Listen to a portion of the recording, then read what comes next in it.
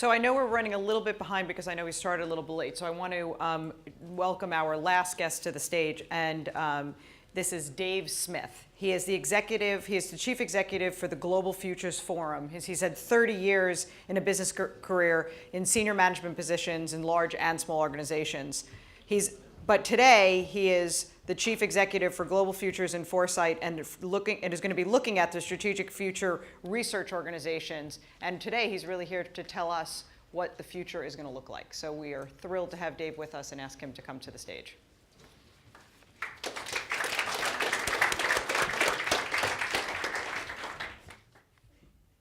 Well, I don't know about you, but following Peter with his ducks and Steve with his technology and running into your lunchtime is really an interesting situation to find myself in. So, okay, look, we're going to go through something quite quickly.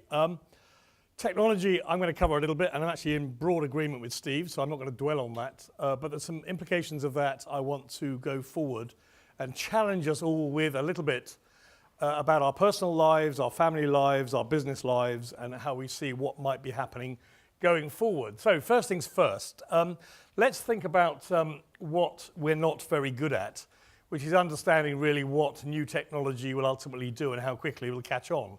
Now, if you ask here, the editor in charge of business books at Prentice Hall in '57 said data processing will never catch on and it won't last out the year.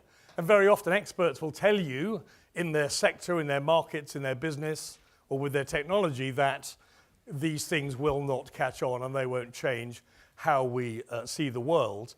One other example, if I may, very briefly, is Western Union, who are probably a world's leader in communications and communications technology, looked at the telephone and said, this is of absolutely no use to us whatsoever. They lost a patent case in that same year, and Pacific Bell was born with all the consequence of the billions that they've made ever since. So it's very easy for us to see that future technologies, changes in technology are really not going to impact us very much. And I'm here to tell you that they will.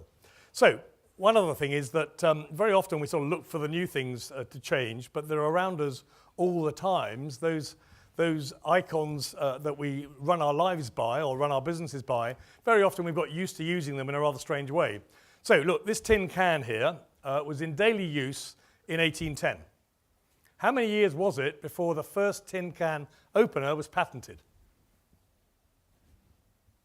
Real question, have a go. 20 years? Well, why would you say that anyway? No, you're wrong. No, okay, we're having fun. Look, it was 48 years until the first person thought it'd be quite a neat idea to have some way of getting into it.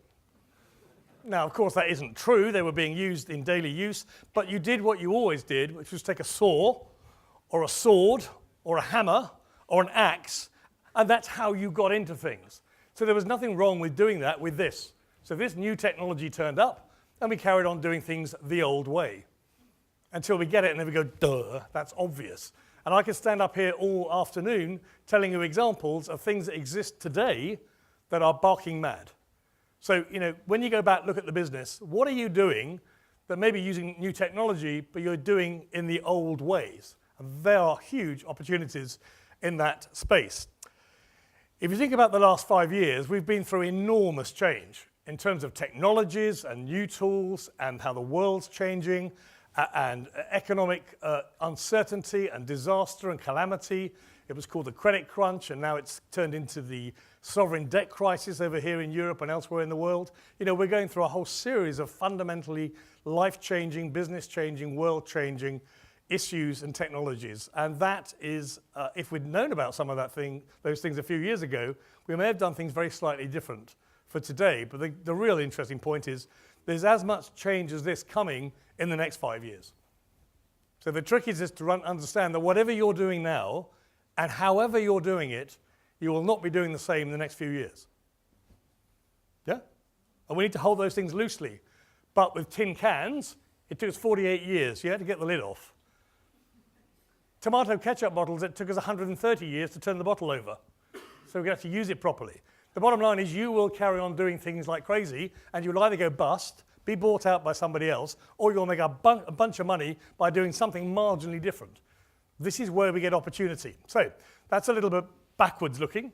Let's have a think about what it is to be successful in this world of change. Well, number one, when we have recessions, or panics, or depressions, depending what you like to call them, we learn to survive. And the good news is we do learn to survive, and we go on doing the things that allow us to continue to survive. And then gradually, as those recessions and finance-led recessions last on average about 7 years, so we're partway through that cycle, we've got another 4 years before we're likely to come out of it as a sort of minimum on average, going back over the last 100 years of recessions, we're going to start seeing massive innovation and change and product development and bundling and unbundling and repricing across nearly every market sector. Because nearly every sector I work with, including insurance, the most dynamic sector in the world, yeah? Lovely, lovely, lovely people. They are all telling me they're bringing out new products. At reinsurance, at general insurance, at home, at life and travel, all bringing out new products. Now, it'll be interesting to see if they are, but everybody thinks they're getting ready to launch into the market at the same time new products in every sector. So whatever you think you're bringing out for your clients, it will go into an environment that's fundamentally different to the one we see today, because everyone's going to launch new products and new services and new opportunities. So the very context is changing itself that we're moving into, so we need to be more alerted to what's going on. So one of the winning strategies is to understand the opportunities from the downturn, because that's where we have inflections and we behave differently afterwards. Consumers and businesses and governments and economies and finance works differently through deep recessions. And there's 3 products here that were all launched in the middle of the Great Depression. Yeah, we're calling this the Great Recession so far, aren't we? The Great Depression, where people queued up on the street for a bowl of soup, millions were out of work. In the United States, Motorola launched the first car radio when 82% had just been wiped off Wall Street stock price. Who would have invested in that car radio? Absolutely no one. You would have been stupid, and you'd have missed out on the growth of a $9 billion corporation. Revlon did the same with their nail polish, and Kraft brought out Miracle Whip, and it was all about a little bit of luxury. So as you know, through recessions, we have different dynamics at work, and we do not all follow the same trends. Equally, we might like to think about this. You know, it's very obvious and very hard, very often, to identify what it is that consumers want. And I'm a passionate believer, after many, many decades in marketing and strategic marketing, that if you want dramatic change, you don't ask the customer. If you want Kaizen change, if you want small steps, if you want cheaper, faster, quicker, better version of what you already have, then you ask the customer, because that's what they get. Then you show them something completely different and they go and buy it. So in discontinuity are great opportunities to bring out new products and services, because people are open to new ideas and products and services. Equally, we need insights. And we've talked about insights. Steve's given us some great insights, and other speakers here have given you some fantastic insights into what the world and technology and business practices and models might look like in the future. So we gather insights. Now, in terms of trends, and I'm sure you follow those things, there are dozens and dozens and dozens of trends that are overlaying with each other and impacting each other that will lead to different scenarios for people's lives, for different industries, for different geographies, to different degrees. So it's a very complex mix of what's changing, and that's just a few of them, and we might talk to one or two of those things in a moment. So we're looking for trends, or in fact, I'm looking for discontinuity, but trends are interesting as well. So here are 6 that I would say are probably the world-changing trends that we need to face. Globalization, i.e. the reordering of politics and business. Energy and literally basic resources and resources to run our lives the way we currently do. Climate change and environmental impact, for all the reasons you know and I know. Technology across many different sectors, including health and communications and other forms. Different patterns of consumption that are emerging in different parts of the world. And of course, work is set to change quite dramatically over the next few years because it has to. So all of those things are pushing up against each other, creating actually fantastic opportunities if you love change. So who loves change in the room? Who loves change? Hands up. Brilliant. We all love change. Well, some of us do. Now, to make a good career, you have to say yes. I understand that. And some people actually do like it, and some people hate it because it sounds like disruption. And we might deal with that in a moment as well. So we'll have a bit of fun with that. In the EU, if you think about what's happening, never mind the sovereign debt crisis and whether we have two-tier EU, which we very likely will, quite frankly, and other issues that are challenging the EU, we're going to change the dynamics to the degree that we're going to be short of around 68 million fewer workers in the next 4 decades, which sort of means we need 100 million people to come into Europe as migrants. And how good are we at actually accommodating migrants in the EU? Actually not terribly good. So we can export and use labour abroad to bring value back, but taxation regimes often don't allow that to happen. So there's some really interesting dynamics about how the EU will need to become increasingly more productive to move forward, and therefore technology will be something we rely on enormously to move things forward. Populations will change, we'll see additional incomers from different cultures that will change the very nature and challenge the nature of how consumerism takes place and how we pitch our products and services into markets based on different value sets and beliefs. So a lot of change coming. I'm not talking to all those points. I'm going to try and get you to your lunch before too long. So how's the world changing? Number one is, look, we're forecasting to see about treble economic activity in 40 years. So whatever your targets are, that's roughly the goal, to stay still. Yeah, so treble your economic output from your business in the next 40 years as a minimum. If you are Standard Chartered, they'll say it's going to double in the next 20 years. Okay, that's not that hard, it's 4%. Now, if your economy is slipping behind 4%, then you're losing ground. If your company is slipping behind over that period, if you're not going to double in the next 20 years, you're slipping behind. So we've seen some interesting dynamics in terms of it's taken us 200 years to get to 63 trillion, and in 20 years, we're going to add another 63 trillion of economic activity. And either it's coming from you, or it's coming from people who are starting up in your market. And they don't necessarily know how to do things your way, and will come in with different mindsets and different attitudes and different business models, and perhaps challenge the norm in some ways. If you take a very simple construct of the G7 versus the E7, the emerging 7 countries here, for example, one of the most interesting things is not just the fact that their economies will equal the size of the G7 by 2019, because the impetus and the momentum is already there from those countries who are getting significantly louder share of voice in world events, and they will continue to get louder. The real truth is by 2050, those economies will be twice the size of the existing G7 countries. So increasingly, Europe and North America, for example, are becoming less relevant. And whether we like it or not, that's going to change the whole dynamics of where products and services are launched, where headquarters are based, where companies are listed, what languages are priorities, what size of people matter most.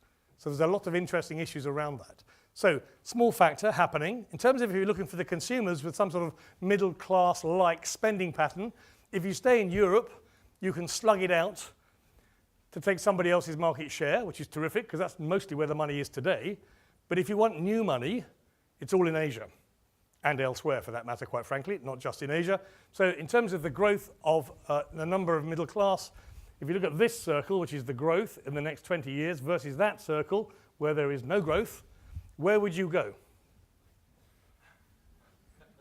Shall we all go now?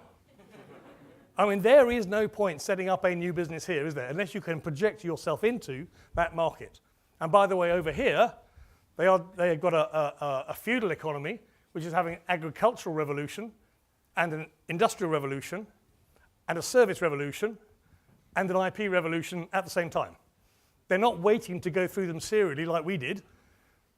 They're having them at the same time. So from a media, from a graphics, from a technology perspective, they are just as good as you, or they will present as being just as good as you, because they didn't necessarily get born in China. They may have been in Canada and gone back to China. Or they may have been in Silicon Valley and gone back to China. So we're not going to wait for some allowance for them to sit still, and they're going to export. So, interesting thing about the world, that's the world done, quite quickly. People. This is a graph of the population of planet Earth. Normally looks like a bit of an investment plan, doesn't it? Give us the money now, and a few years' time you'll get that, and I'll have left about here. But broadly speaking, nothing happened until 1955. Yeah? Then we stopped dying. So the good news is we've stopped dying mostly. Most people have stopped dying, and you get that. So we are in the middle. In fact, we're 2/3 up the one-off dynamic shift in populations. Here are the established world's population, the developed world, and here's the rest of the world. How relevant is this bit? Yeah? In terms of economic growth, economic activity, capacity, changing lifestyle behaviors, new money to spend, it's all over here. And we're 2/3 of the way up this slope, 6 billion people being added to the world in 100 years.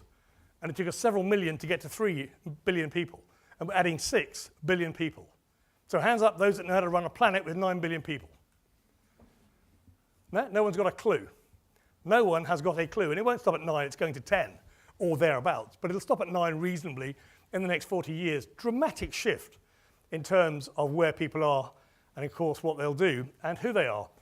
One of those groups is the people born in Islamic countries. And, for example, that group is going to represent about 1/3 of the world's population in 40 years. And it's growing fast now. It's about 1.6, 1.7 billion people now. And there are many industries that are now being reshaped by people who want to invest their money in line with their values. And these are some of those markets. And it's nearly always being driven by the investment community wanting to put their money into businesses that share their values.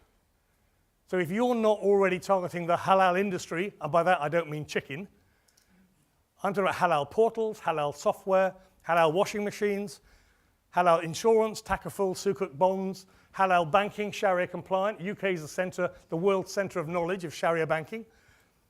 The British government almost issued a sukuk bond a couple of years ago and realised it might be a little bit sensitive. So there are some really interesting dynamics around each one of these. And what's happening right now, because I go to these conferences around the world, they're launching new standards of doing business in these markets. And as they're launched, money is piling in, and then consumers can choose to spend their money in line with their values. And tourism, for example, in the Middle East, about 60% of people who go to halal hotels are non-Muslim. Because there's no alcohol, there's a lot of respect for older people, child-friendly. A lot of people are piling in there because of the values. So if we separate faith and values and culture, we've got some really interesting reconfiguration going on around the world. Huge markets, potentially $20, $30 trillion US. So today you can get away with throwing a product at it. Tomorrow you better make sure your company has got Sharia banking capital behind it. It's insured with takaful insurance, and you've got various technologies and human resource approaches and contracts that are aligned to that value set. It's just another new value set hitting the world, which has basically, since business began, been run on Judeo-Christian values, albeit maybe today it's more subliminal than obvious. So that's how the world's changing quite dramatically in that regard. We're getting older, we know that. The good news is we're not dying, if you remember that. So you've got Europe average age approaching 43, so we're getting ready for a rest. And you've got someone like India, which is average age 25, who's just going to work. So incredibly different dynamics around the world. If you think about the older folk as well, because they've got all the money, and therefore we need to honour them and stop printing 6-point grey text on white, because they've never read any of that. So we need to think about dividing up our strategies around age cohorts much more obviously, allow people to self-identify who they believe they're with. If you take the number of people who are in this sort of plus 60 age group, over here we've got today 700 million at 10%, and we're going to 20%, but that's 1.8 billion people in the next 40 years who are going to be over 60, which is all of you, by the way. Yeah? So 1.8 billion people are going to be over 60. So the M25 won't work anymore. You won't be able to get around a supermarket. Everyone's got time to stop and chat. So if you want to be young and dynamic and move ahead, you've had it in this new world. And all the money is owned by these people. So this is good news for you. Not quite so good for the younger ones, but significant change. And we don't have to wait for it to happen to actually have the impact, do we? Interestingly enough, it's not just about not dying. The statistics now are coming out, and men are the example in this study, that UK, for example, designed its pension scheme originally that no one would ever receive a pension on average. Did you know that? You were never supposed to, certainly in the UK and in some other countries in the developed world, on average, you were not supposed to get any money. And it just dealt with the odd person who lived beyond the retirement age. Now we have got schemes in place where we should live off it for 20, 30 years, which of course we can't afford, so we're not going to pay it. So The real view is now that men should last to roughly 91, 97, and that's if you were born around 1985. Some folk would say roughly you should live to about 120. Yeah? And that's now. If you're a man in a healthy job, in a healthy environment, no known illnesses, you should live to about 120. So have I bought a bit more time for anyone? So do we have to hurry anymore? Can I take it easy?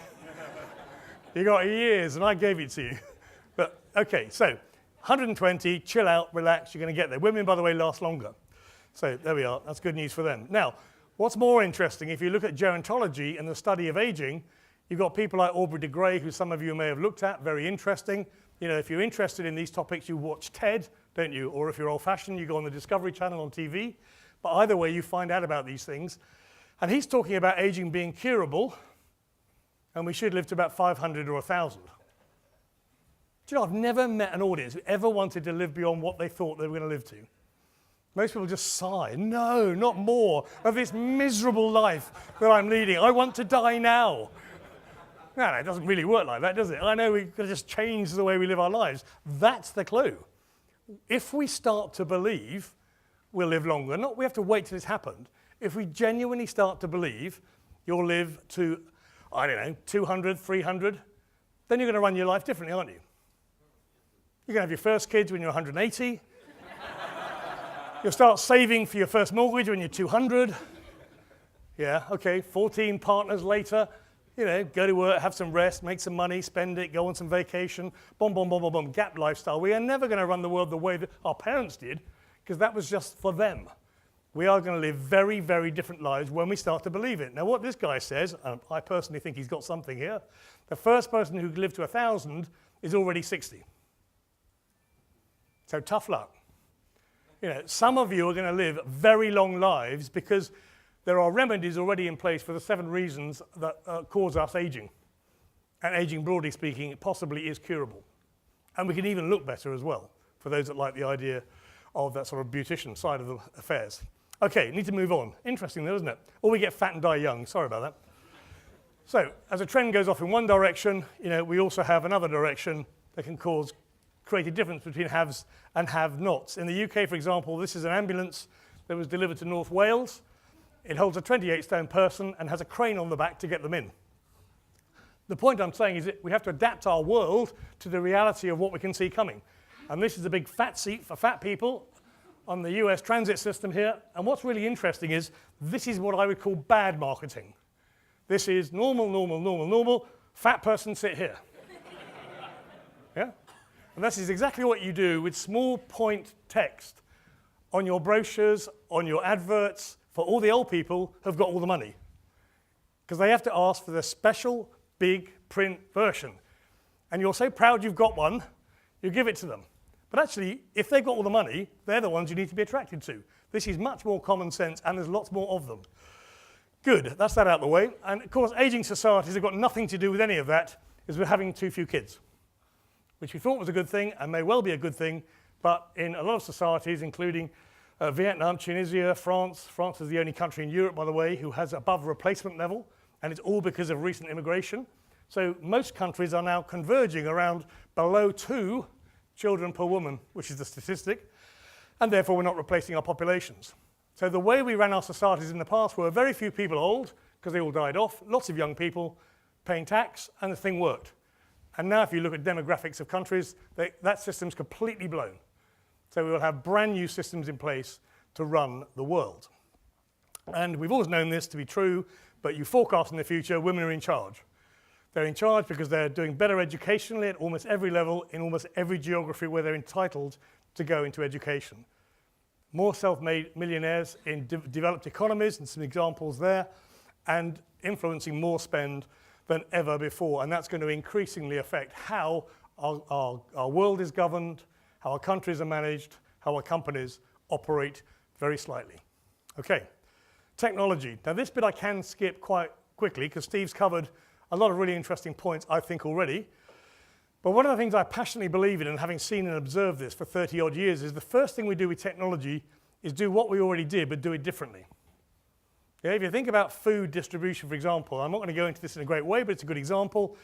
We waste about 30 to 40% of all food produced in the supply chain.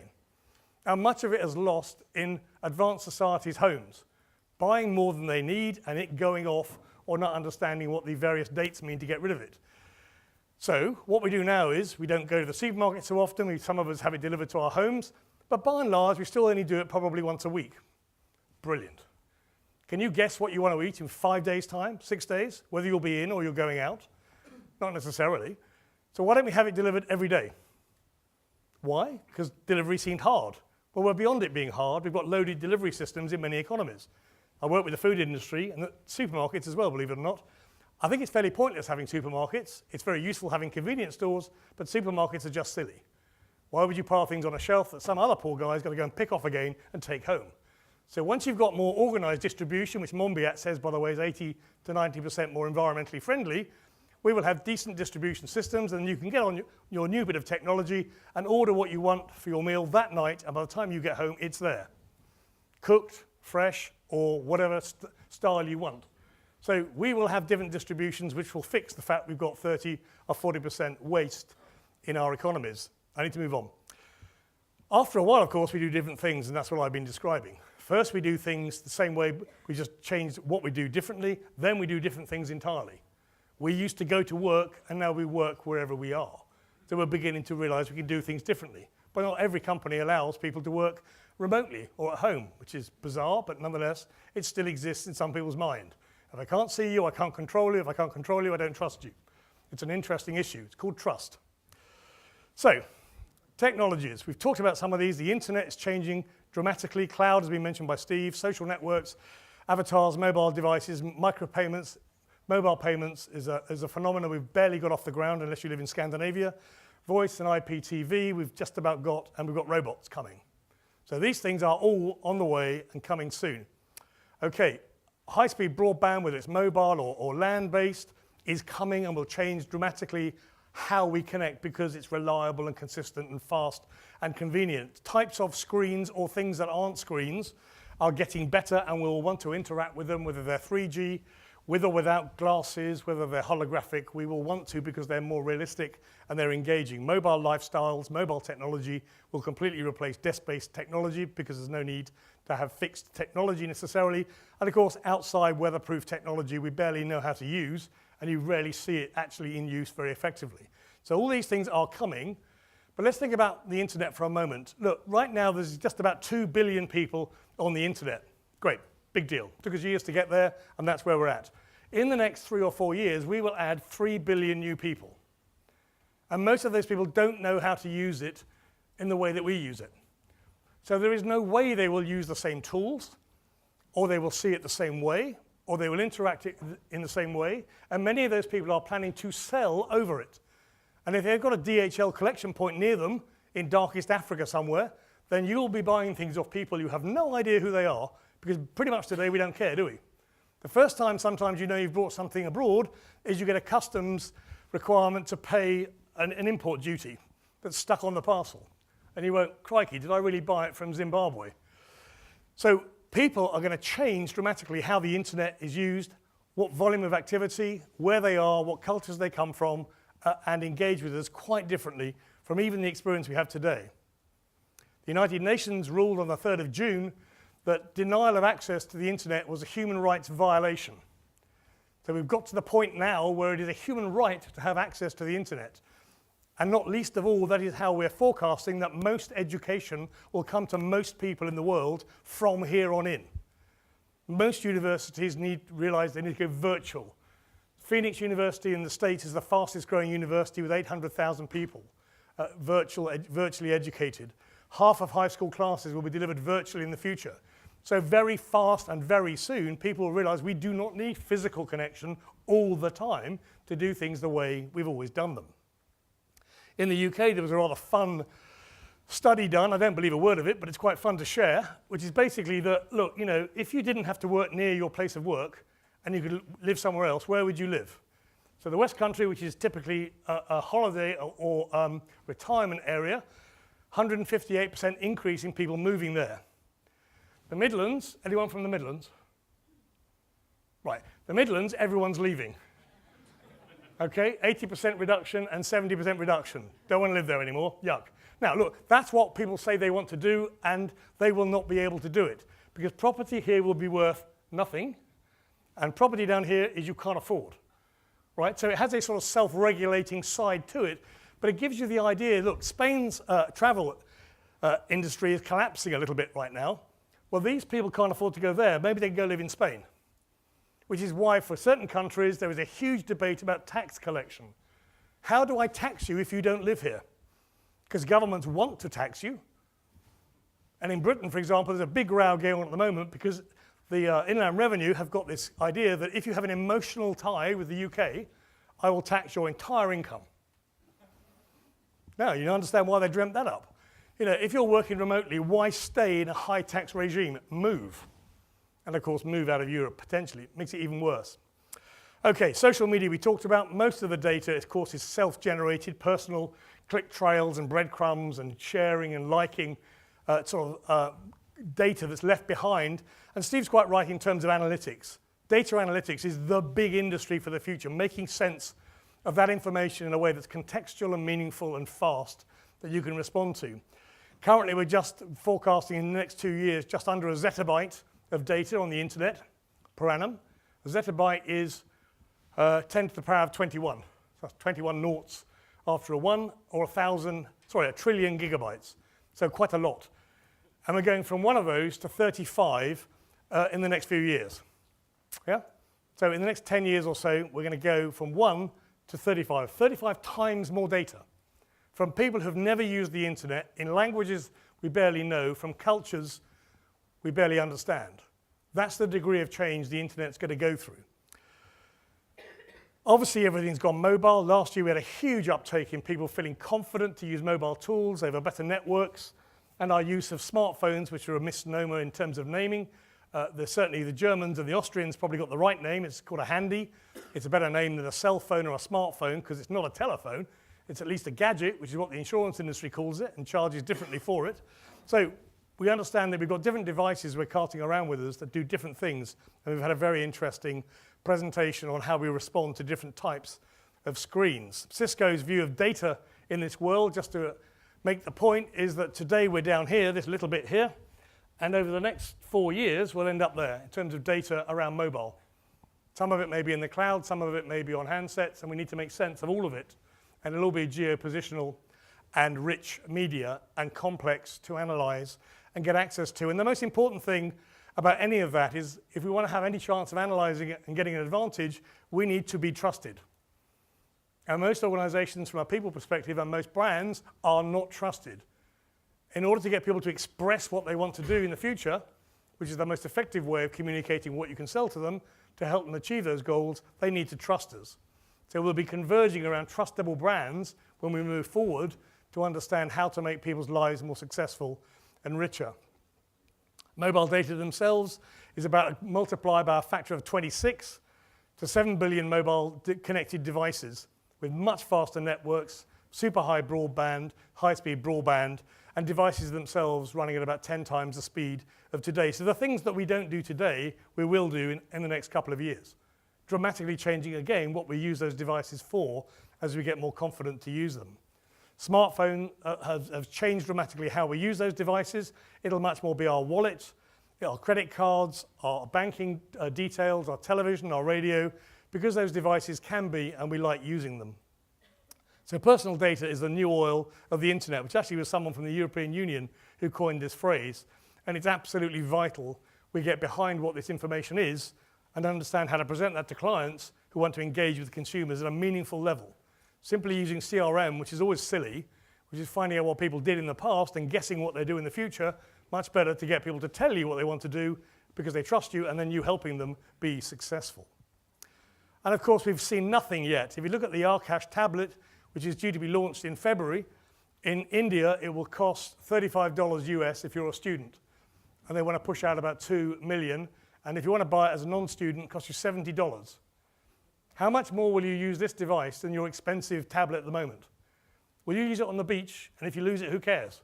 I'll buy another one. Yeah? In the shower? Oh, it fused. I'll buy another one. Christmas, everybody gets an Arcash tablet. Easy. You know, we've seen nothing in terms of take-up yet of these devices. Imagine the bandwidth if everyone turns the TV on when there's 7 billion of these in the world. And if we carry on the rate we're going, there'll be 15 billion with 7 billion people.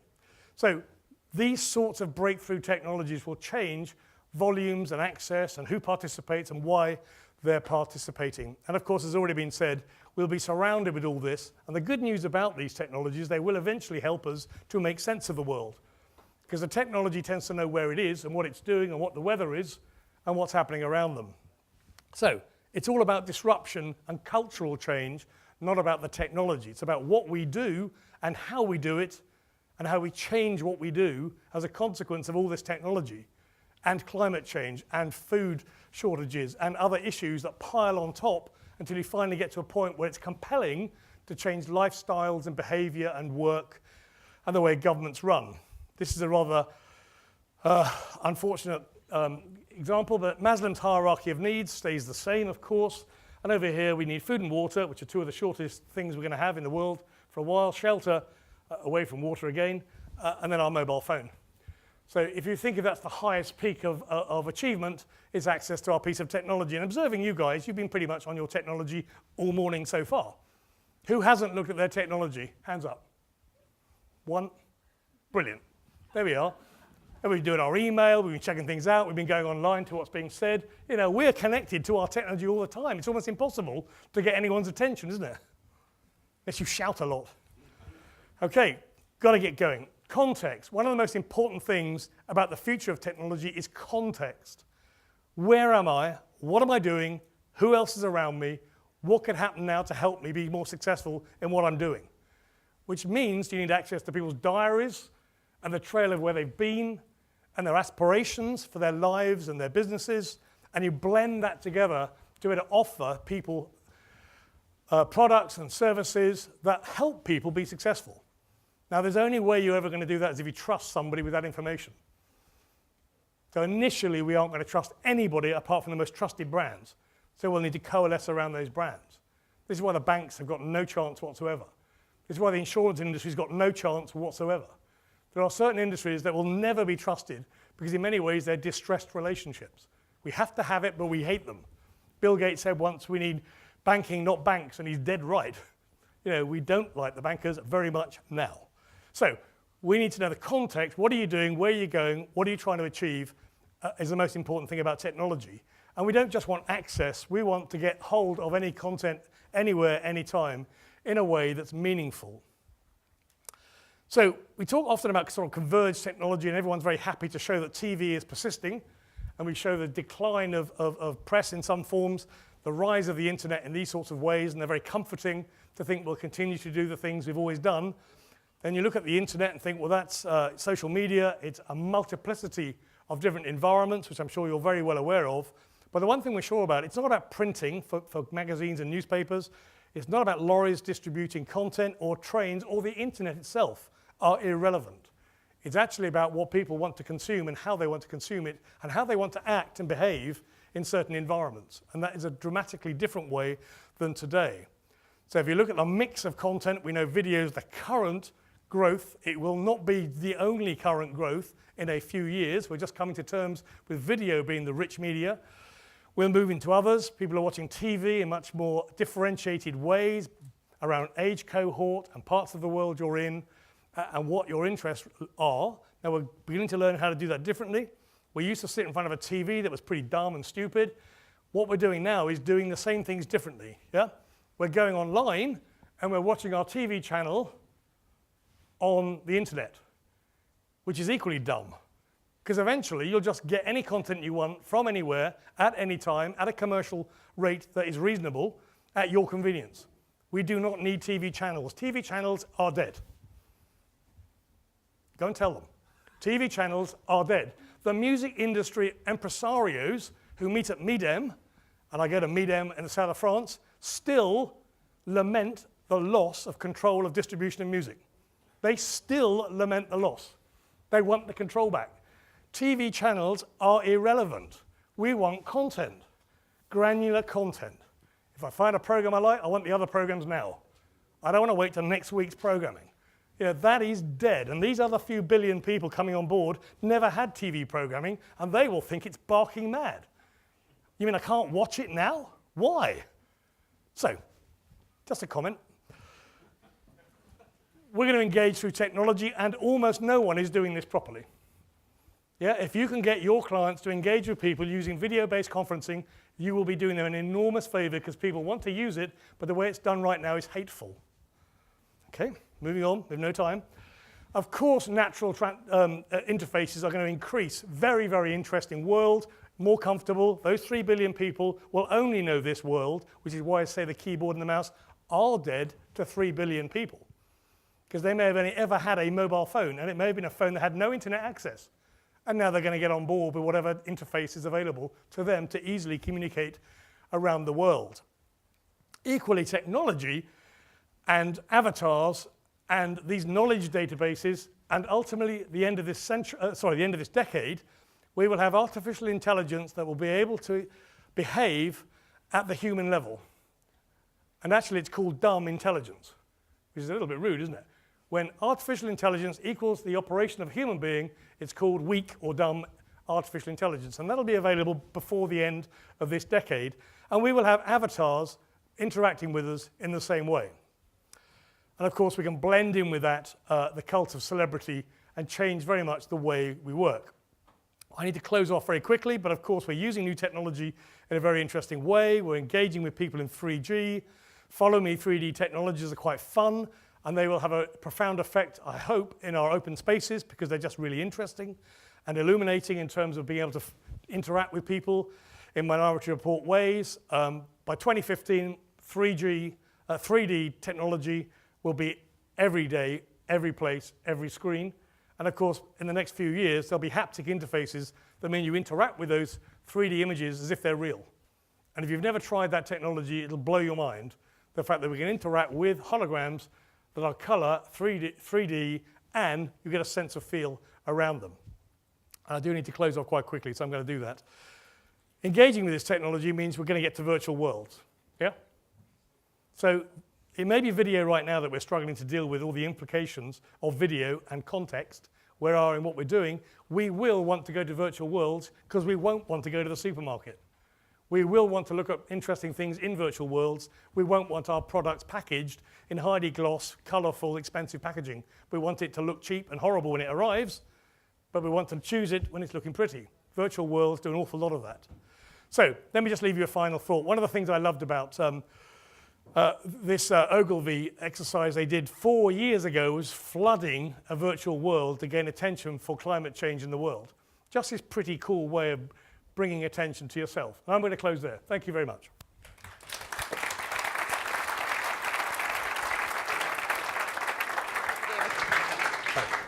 I'm exhausted to all the change. Yes, right now.